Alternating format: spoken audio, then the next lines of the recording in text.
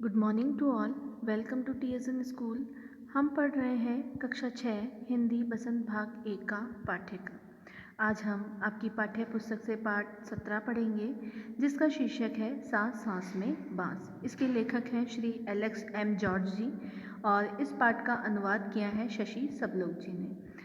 तो हमने इसके पहले भाग में पढ़ा कि जिस प्रकार से हमारी ज़िंदगी में सबसे ज़्यादा ज़रूरी चीज़ सांस होती है, उसी प्रकार से भारत के कुछ हिस्सों में यानी उत्तरी पूर्वी हिस्सों में बांस उतना ही ज़रूरी है जितना सांस लेना ज़रूरी है। मतलब जैसे वो सांस के बिना नहीं रह सकते, वैसे वो बांस के बिना भी नहीं रह सकते। इस पाठ में लेखक ने हमें बांस की उपयोगिता के बारे में ही बताया है।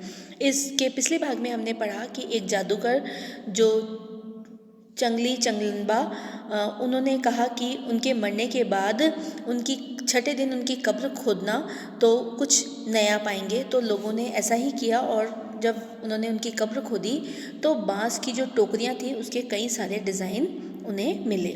उसके बाद उन टोकरियों के डिज़ाइन को देखकर उन्होंने उनकी नकल की, फिर नए डिज़ाइन भी तैयार किए और फिर धीरे धीरे जो हाथों से जो कलात्मक चीज़ें बनानी शुरू हुई थी, उसी समय से उन्होंने बांस की चीज़ें बनाना भी शुरू कर दिया था।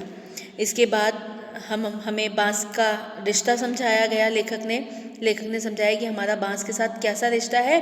बचपन से लेके मरणासन मतलब मृत्यु तक बांस हमारे साथ हमेशा रहता है।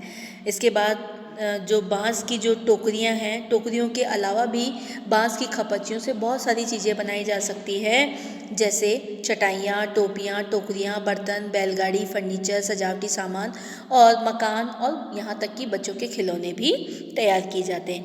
असम में तो बांस की खपच्चियों से मछली पकड़ने का जाल तैयार किया जाता है। और इसके बाद बांस की खपच्चियों को इस तरह बांधा जाता है कि एक शंकु के आकार का एक मतलब शेप तैयार किया जाता है और उसके वो जो शेप होता है वो अंडाकार आकार में होता है और उसकी जो खपच्ची होती है नीचे से गुथी हुई होती हैं। मतलब उसको सपोर्ट देने के लिए उसे नीचे से एक दूसरे से गूंथ दिया जाता है। अब हम आगे पढ़ते हैं। खपच्चियों से तरह तरह की टोपियाँ भी बनाई जाती हैं। असम के चाय बागानों के चित्र में तुम्हें लोग ऐसी टोपियाँ पहने दिख जाएंगे। और हाँ, उनकी पीठ पर टंगी बांस की बड़ी सी टोकरी देखना ना भूलें। आपने असम के लोगों को, चाय के बागानों को आपने देखा होगा किसी पिक्चर में या फिल्म में या फिर सॉन्ग्स में भी देखा होगा, गानों में भी, कि जो असम के लोग जो चाय की पत्तियाँ तोड़ते हैं, पीछे उनकी टोकरियाँ लगी होती हैं उनकी पीठ पर, वो टोकरियाँ भी बांस की बनी होती है और जो टोपियाँ वो पहनते हैं वो भी बांस की ही बनी होती है। जुलाई से अक्टूबर घनघोर बारिश के महीने, यानी लोगों के पास बहुत सारा खाली वक्त या कहो आसपास के जंगलों से बांस इकट्ठे करने का सही समय। आमतौर पर वे 1 से 3 साल की उम्र वाले बांस काटते हैं।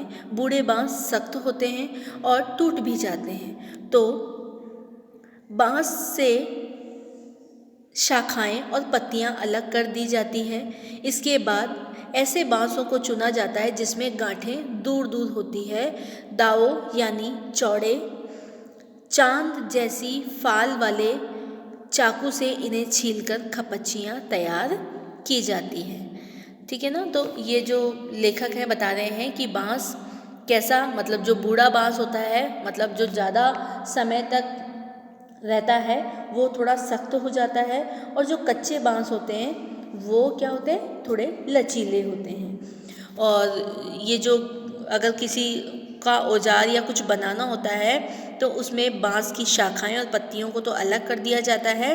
उसके बाद ऐसे बांस को चुना जाता है जिसमें गांठें, यानी कुछ कुछ हिस्सों में, बांस के कुछ कुछ हिस्सों में बीच बीच में एक गांठ जैसी बनी होती है।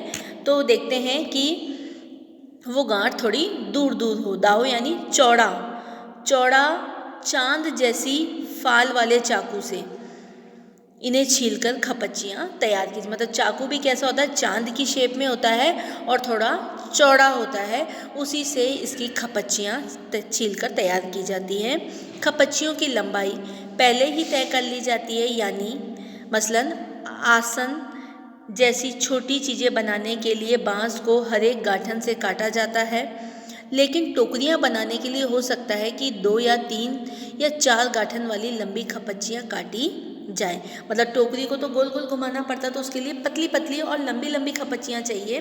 और अगर हम आसन बना रहे हैं या कोई छोटी चीज़ बना रहे हैं तो उसके लिए हर गांठ का जो हिस्सा होता है उसमें से ही उसकी खपच्चियाँ निकाली जाती हैं। यानी कहाँ से काटा जाए यह टोकरी की लंबाई पर निर्भर करता है। मतलब कोई भी चीज़ कैसी बनानी है उसकी लंबाई चौड़ाई पर निर्भर करता है कि हमें खपच्चियाँ कितनी लंबी चाहिए, कितनी छोटी चाहिए। आमतौर पर खपच्चियों की चौड़ाई 1 इंच से ज़्यादा नहीं होती। चौड़ी खपच्चियाँ किसी काम की नहीं होती। इन्हें चीरकर पतली खपच्चियाँ बनाई जाती हैं। मतलब जो खपच्चियाँ हैं, जो पतली पतली जो बाँस में से पतली पतली लीरें निकालते हैं उस चौड़े चाकू से, है ना, तो उसमें से पतली पतली खपच्चियों को निकाला जाता है, क्योंकि चौड़ी खपच्चियाँ जो होती है वो काम की नहीं होती हैं। इन्हें चीरकर पतली खपच्चियाँ बनाई जाती हैं। पतली खपच्चियाँ लचीली होती है। खपच्चियाँ चीरना उस्तादी का काम है। मतलब जो बाँस में से खपच्चियाँ निकालने का काम है वो कोई उस्ताद ही कर सकता है। मतलब उस काम में उसको माहिर होना पड़ता है। हाथों की कलाकारी के बिना खपच्चियों की मोटाई बराबर बनाए रखना आसान नहीं है। इस हुनर को पाने में काफ़ी समय लगता है। लेखक हमें बता रहे हैं कि जो खपच्चियाँ चीरने का काम है वो कोई उस्ताद ही कर सकता है, जो इस काम में अच्छे से माहिर हो, क्योंकि खपच्चियों की जो मोटाई है, चौड़ाई है, जो भी है वो काटना आसान काम नहीं है। इसमें हुनर पाना में काफ़ी समय लगता है। टोकरी बनाने से पहले खपच्चियों को चिकना बनाना बहुत ज़रूरी है, क्योंकि आपने देखा होगा जो फांस होती है बाँस में, जो पतली पतली बिल्कुल बारीक बारीक फांस होती है वो हाथों में लग जाती है। इसके लिए क्या करना पड़ता है, पहले खपच्चियों को चिकना करना पड़ता है। यहाँ फिर दाव काम आता है। दाव मतलब वही चौड़ा चाकू, है ना। खपच्चियाँ बाएं हाथ में होती है और दाव दाएं हाथ में। दाव का धारदार सिरा खपच्चियों को दबाए रहता है, जबकि तर्जनी दाव के एकदम नीचे होती है। मतलब ये खपच्चियों को चिकना करने के लिए किस तरह से जो चौड़ा चाकू है जो चांदनुमा आकृति में होता है उसे दाव कहते हैं ना, तो उसी वो जो धारदार होता है उसी से खपच्चियों को दबाए रहते हैं, और जो हमारी तर्जनी यानी उंगली जो होती है वो चाकू के एकदम नीचे होती है। ऐसी स्थिति में बाएं हाथ से खपच्ची को बाहर की ओर खींचा जाता है। इस दौरान दायां अंगूठा दाव को अंदर की ओर दबाता है और दाव खपच्ची पर दबाव बनाते हुए घिसाई करता है। मतलब ये जो खपच्चियों को चिकना बनाने का काम है, सचमुच ये एक हुनर वाला व्यक्ति ही कर सकता है, एक उस्ताद ही कर सकता है जो इस काम में माहिर हो। हर किसी के बस का ये काम नहीं है। जब तक अगर वो इस काम को अच्छे से ना सीख ले, वो इन खपच्चियों को चिकना नहीं बना सकता। जब तक खपच्चियाँ एकदम चिकनी नहीं हो जाती, यह प्रक्रिया दोहराई जाती है। मतलब बार बार जो चाकू है, जो चौड़ा चाकू है, चांदनुमा जो चाकू है, उससे बार बार खपच्चियों को बाहर खींचा जाता है और खपच्चियों की घिसाई की जाती है। ये काम जब तक पूरा नहीं होता, जब तक खपच्ची चिकनी नहीं हो जाती। इसके बाद होती है खपच्चियों की रंगाई। इसके लिए ज़्यादातर गुड़हल, इमली की पत्तियाँ आदि का उपयोग किया जाता है। काले रंग के लिए इन्हें आम की छाल में लपेटकर कुछ दिनों के लिए मिट्टी में दबाकर रखा जाता है। मतलब देखो, अब इन खपच्चियों पे कलर करने के लिए क्या करते हैं, गुड़हल, इमली की पत्तियाँ और काले रंग के लिए आम की जो छाल होती है उसमें लपेटकर मिट्टी में दबा दिया जाता है। तो उससे ये जो बैम्बू की जो खपच्चियाँ होती है, पतली पतली जो स्ट्रिप्स होती हैं, वो कलरफुल हो जाती हैं। और चिकनी करने के लिए तो वो चाकू का इस्तेमाल करते ही हैं। बाँस की बुनाई वैसे ही होती है जैसे कोई और बुनाई हो। जैसे आपने देखा होगा निवाड़ वाला जो पलंग होता है उसकी बुनाई कैसे होती है ना। या फिर आपने देखा होगा मतलब ऐसे होता है क्रॉस में, ठीक है ना, एक प्लेट ऊपर फिर दूसरी नीचे, फिर एक ऊपर फिर दूसरी नीचे। पहले खपच्चियों को चित्र में दिखाए गए तरीके से आड़ा तिरछा रखा जाता है, फिर बाने को बारी बारी से ताने से ऊपर नीचे किया जाता है।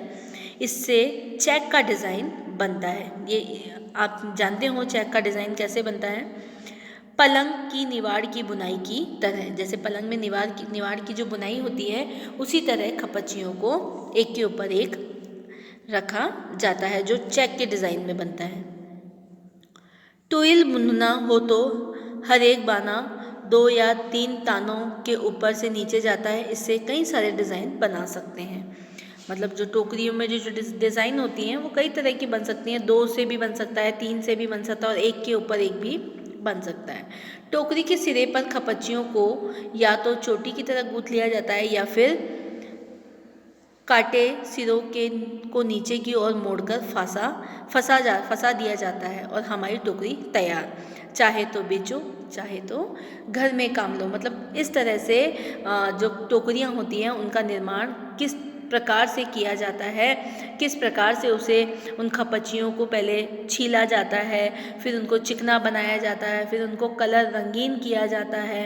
और इस काम को करने और उससे पहले भी ये पता करते हैं कि जो बाँस है वो कितना पुराना है, क्योंकि सख्त बाँस जो होता है वो तो टूट जाता है, जो बूढ़ा बाँस होता है वो सख्त होता है और वो आसानी से टूट जाता है। तो वो क्या चाहते हैं कि जो बाँस हो वो हमें कैसा मिलना चाहिए, लचीला मिलना चाहिए, यानी युवा बाँस मिलना चाहिए, है ना। बाँस ऐसा होना चाहिए जो 2-3 साल से ज़्यादा मतलब पुराना ना हो, तो वो थोड़ा लचीला होता है। उसको आसानी से उसकी खपच्चियाँ निकाली जाती है, उसको चिकना बना सकते हैं और उसे अच्छी तरह से नए टोकरियाँ और बर्तन, खिलौने आदि तैयार किए जा सकते हैं। तो आपने देखा होगा कि किस प्रकार से लेखक ने हमें बाँस के बारे में बताया, उसकी उपयोगिता के बारे में बताया और ये भी बताया कि बाँस का रिश्ता हमारे साथ कब से चला आ रहा है, जन्म से चला आ रहा है और कब तक चलता रहेगा, जब तक मतलब मृत्यु तक भी वह हमारे साथ किसी ना किसी रूप में हमारे साथ आगे चलता रहेगा। धन्यवाद।